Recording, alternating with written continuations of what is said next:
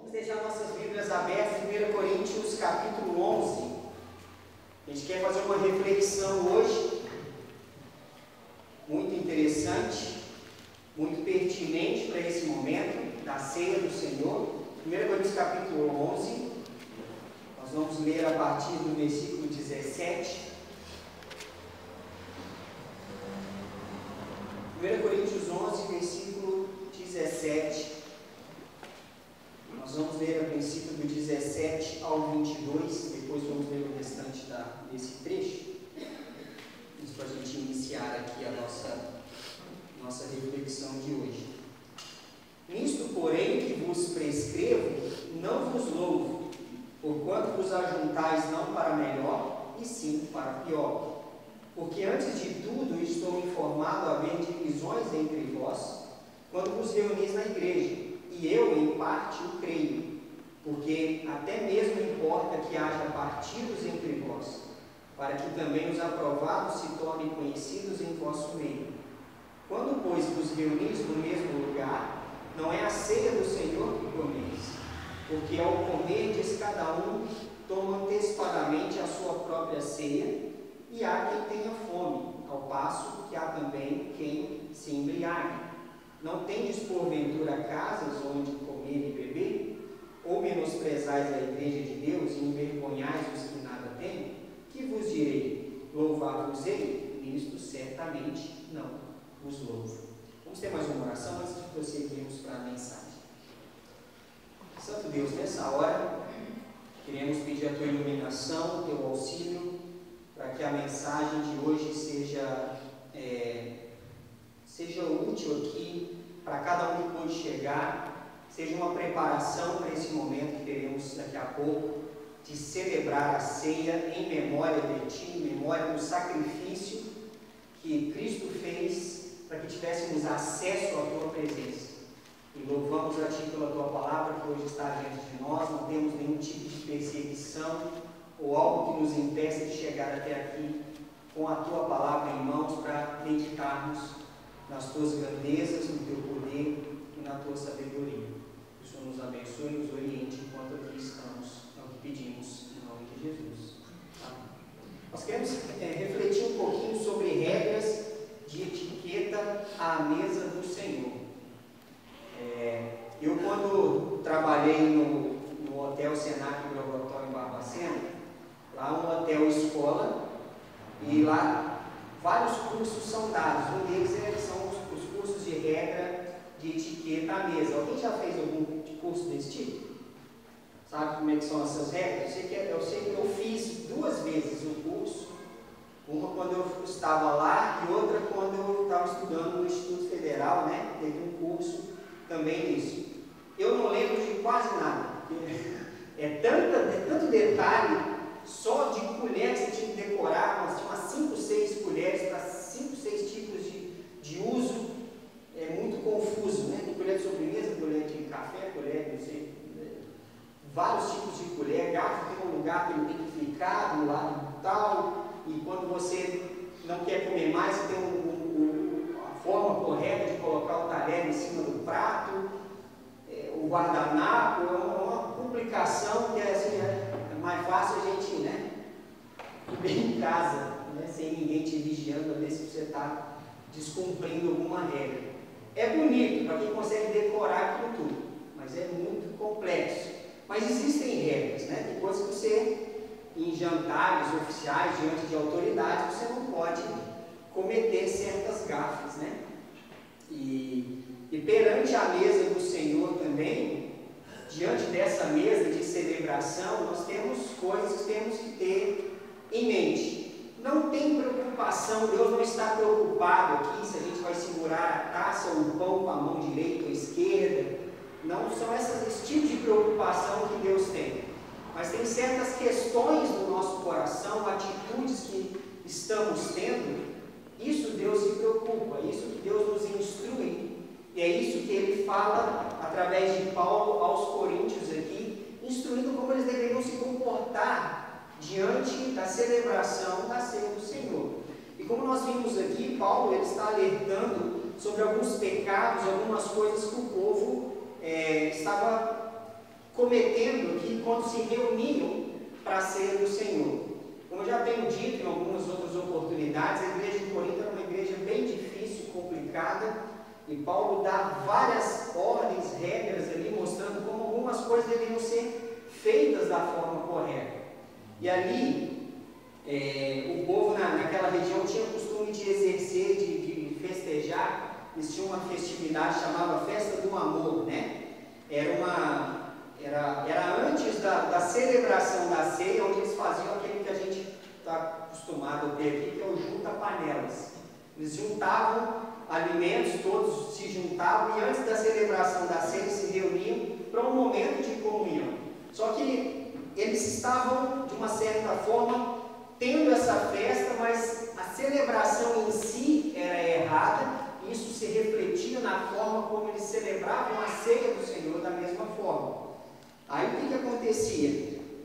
A ideia era que ricos e pobres se ajuntassem para essa festa, cada um trazia a sua comida e eles então deveriam compartilhar uns com os outros, mas acabava que isso não acontecia.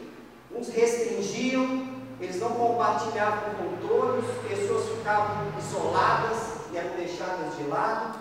O povo levava vinho fermentado, suco de uva fermentado, acabava que muitos se embriagavam, e o sentido daquilo tudo se perdia. Eles estavam celebrando com outros propósitos, com outros princípios. E a celebração, então, quando chegava no momento da ceia, não tinha ninguém em condições emocionais e espirituais para poder celebrar e relembrar o sacrifício que Cristo fez na cruz, para que eles estivessem ali, então, celebrando a vida, a oportunidade de comunhão com Deus. Então, Paulo vai alertando: eu não louvo vocês, igreja de Corinto, porque vocês estão fazendo isso, estão se reunindo de forma errada, com o propósito do coração errado. E isso deve ser revisto, deve ser pensado da melhor forma.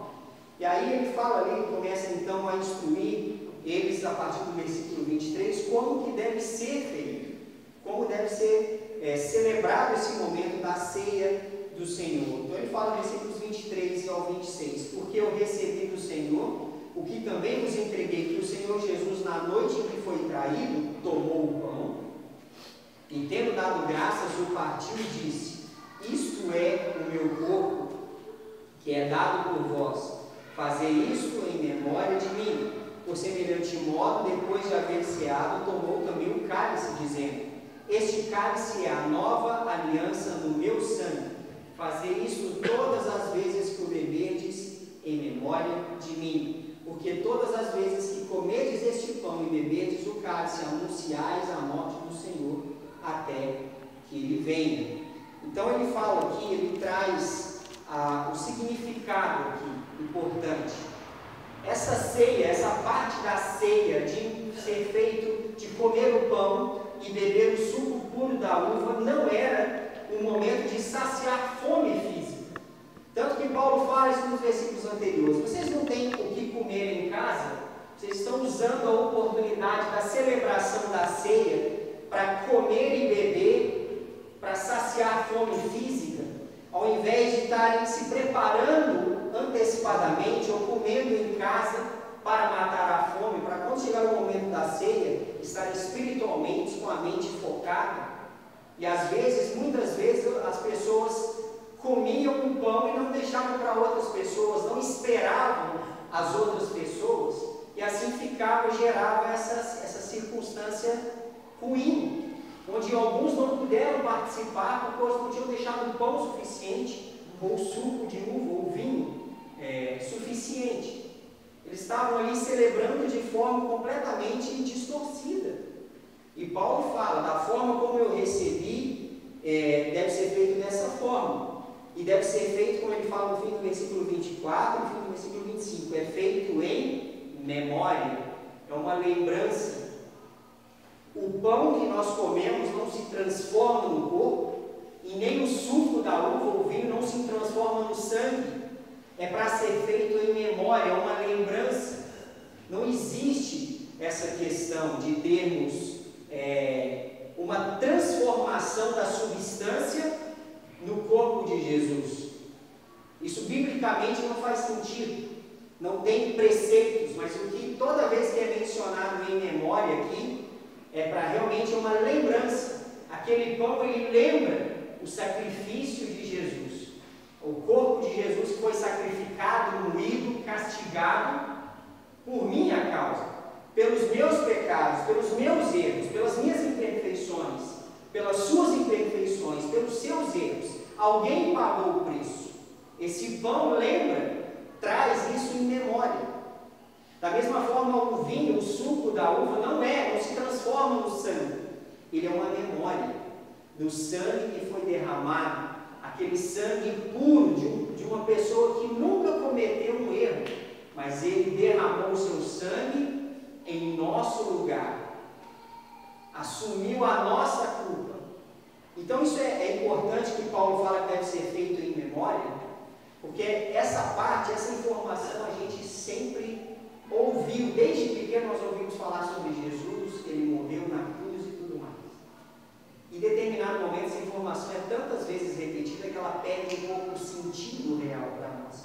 É uma informação que a gente já ouviu várias e várias vezes. E a celebração da ceia é isso, para a gente realmente lembrar o preço que tem caro por nós. Um corpo foi moído, sacrificado por minha causa, pelos meus pecados. Eu tenho que lembrar disso. Todo dia eu tenho que lembrar que o meu erro fez com que Jesus tivesse que morrer na cruz.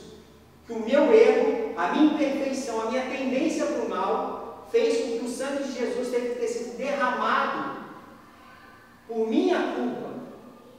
E aquele sangue que foi derramado é o que me traz a oportunidade. Aquele corpo triturado na cruz é o que me traz paz com Deus. Ele me traz, me tira da escuridão. Ele abre a oportunidade de ter um relacionamento com Deus Santo, Todo-Poderoso. Eu não posso deixar essa informação cair num conhecimento comum sem que isso me impacte de alguma forma. Por isso que a ceia, Paulo fala, fazer isso todas as vezes. E que deve ser feito em memória, uma lembrança de tudo que Cristo fez. Então essa é a forma que deve ser feita. Mas qual é a atitude do coração? Como eu devo me preparar? Como eu devo saber se eu posso ou não participar desse momento? Ele começa a explanar isso a partir do versículo 27. Por isso, aquele que comer o pão ou beber o cálice do Senhor indignamente será réu do corpo e do sangue do Senhor. Examine-se, pois, o homem a si mesmo, e assim coma do pão e beba do cálice. Pois quem come e bebe sem discernir o corpo, come e bebe juízo para si. Eis a razão porque há entre vós muitos fracos e doentes, não poucos os que dormem. Porque se nos julgássemos a nós mesmos, não seríamos julgados. Mas quando julgados, somos disciplinados pelo Senhor, para não sermos condenados com o mundo. Assim, pois, irmãos meus, quando vos reunis para comer, esperai uns pelos outros. Se alguém tem fome, come em casa, a fim de não vos reunirdes para juízo. Quantas demais coisas eu as ordenarei quando for ter convosco.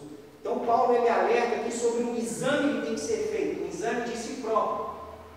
Um exame para ver se você está diante de Deus, se você está em comunhão com Deus, se a sua vida está andando de acordo com os preceitos de Deus, para que você possa participar dessa celebração. Quem ainda não tomou uma atitude com Jesus, ainda não se entregou a Jesus, não faz sentido participar da celebração. Porque você não participou realmente, espiritualmente, da comunhão com Deus. A vida ainda não foi entregue. Mas quando essa entrega, e há um compromisso, é o momento de ser feito um exame. Como anda a minha vida? Eu estou em condições aqui de celebrar diante de Deus esse momento?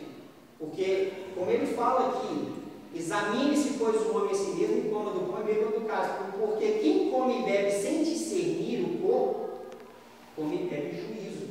O que é comer e beber sem discernir? Sem saber o que está fazendo. Sem entendimento do que está sendo feito. Sem entendimento do compromisso que tem que ter com Deus. sem compreender tudo que está envolvido nessa celebração. Então a ceia é uma celebração da igreja e na igreja. Paulo fala sobre isso, né? Então deve haver um exame, deve haver uma compreensão das reais motivações, um exame rigoroso. Então, diante da mesa do Senhor, tem três coisas principais que a gente vê que acontecia no meio dos coríntios, que deve ser tirado de nossas vidas antes de participarmos. Faz parte do exame. Uma das coisas é a arrogância. Achar que o meu pecado é inferior ao do outro, e por isso eu tenho condições de condenar alguém que não participa, ou achar que ele não deve, porque o pecado dele é supostamente superior ao meu. Isso não pode acontecer. Isso acontecia em Corinto. Algumas pessoas condenavam e julgavam outras, mas ele não deve participar porque ele faz isso, isso e isso. Tá, mas o pecado dele diante de Deus é do mesmo tamanho do seu. Talvez não é o mesmo, mas é pecado. Ele tem que examinar a si mesmo e julgar a si mesmo, e se preparar para participar dessa celebração, da mesma forma que nós temos que fazer. E às vezes nós nos escravizamos de um monte de coisa aceitável. Tem coisas que nós não aceitamos. Fulano rouba, isso está errado. Fulano faz isso, isso e isso, isso está errado. Mas tem uma série de coisas que são aceitáveis, que nós nos escravizamos. Às vezes nós nos escravizamos com a moda. Somos escravos da moda, somos escravos da tecnologia, somos escravos da própria desonestidade, somos escravos da beleza, somos escravos do consumismo. São coisas aceitáveis. Mas Paulo fala, examine-se. Examine-se. O seu pecado não é inferior do que o do outro, só porque não é o mesmo. O nosso pecado, que a gente julga ser inferior, se fosse apenas esse pecado que foi cometido, Cristo precisava ter morrido na cruz da mesma forma. Então eu não posso ser arrogante. Eu não posso usar a verdade e a honestidade para ferir outras pessoas. Eu não posso falar o que eu bem entendo para alguém, achando que eu estou no direito de julgar, sendo que eu tenho que julgar a mim mesmo, fazer um exame em mim mesmo. Então, examine-se. E aí, como Paulo fala, como do pão e do cálice. Então, ele fala sobre também essa questão da arrogância e a questão da displicência.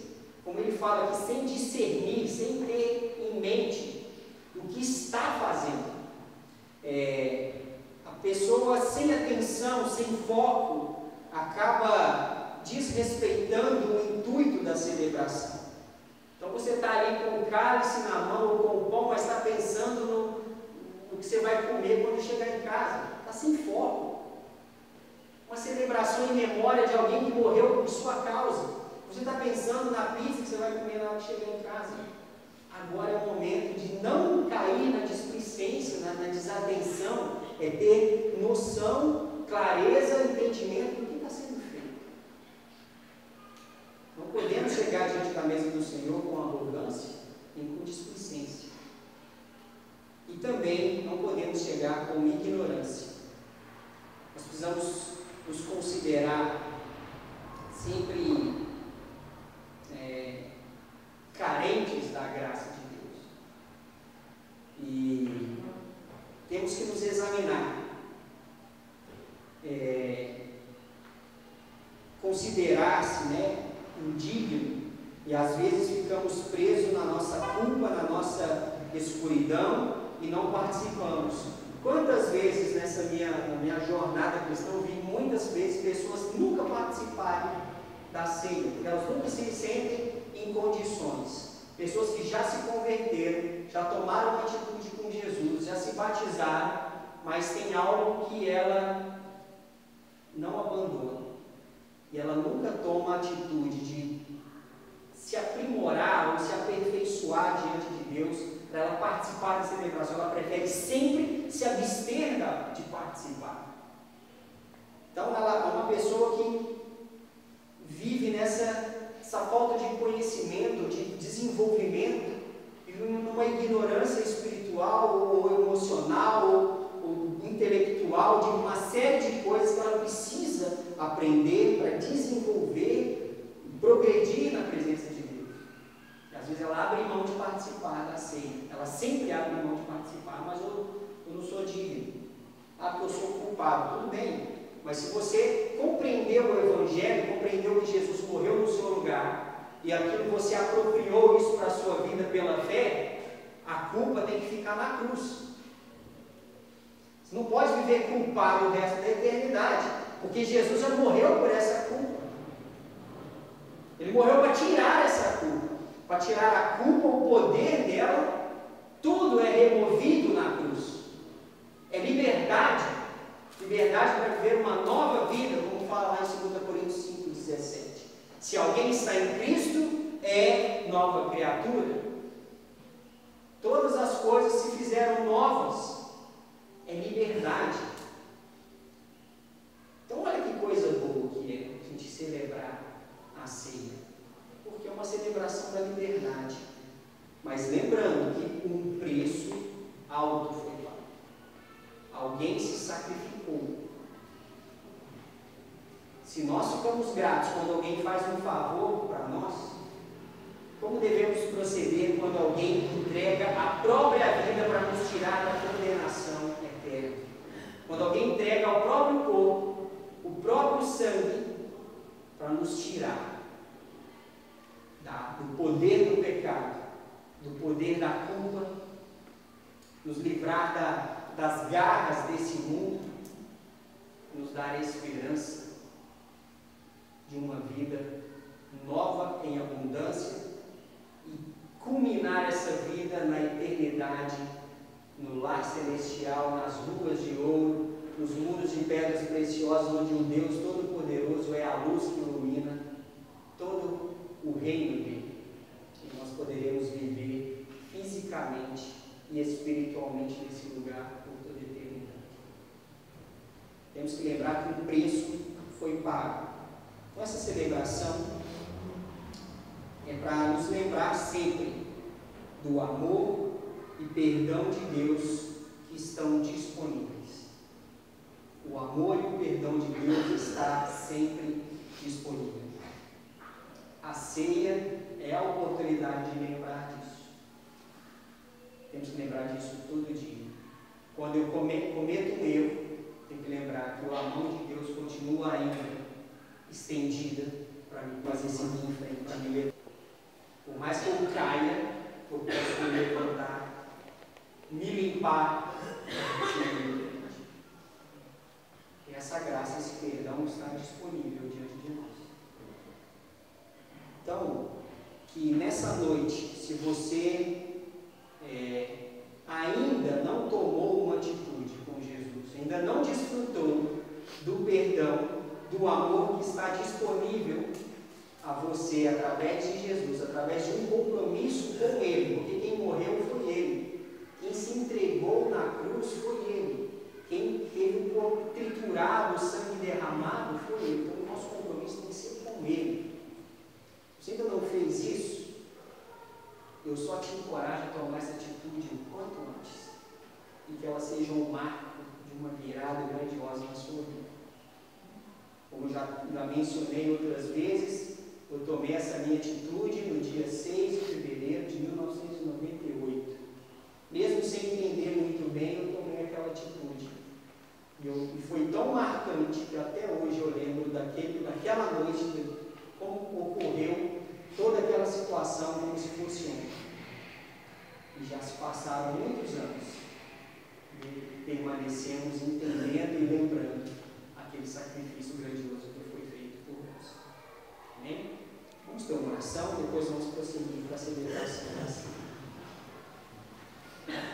Santo Deus, nessa hora que o Senhor sonde os corações, que haja um entendimento do Senhor em cada coração, para que a nossa atitude perante a mesa do Senhor seja uma atitude correta, sem arrogância, sem displicência, sem ignorância, entendendo o que estamos aqui fazendo, tomando nossas atitudes diante de Ti. O Senhor conhece os corações que ainda não tomou atitude com o Senhor, que o Senhor fale a esses corações, que haja um momento de decisão, se possível ainda hoje, e aqueles que já tomaram essa atitude, que sejam em reflexão nessa noite, para que possamos celebrar a Tua ceia. É isso que oramos.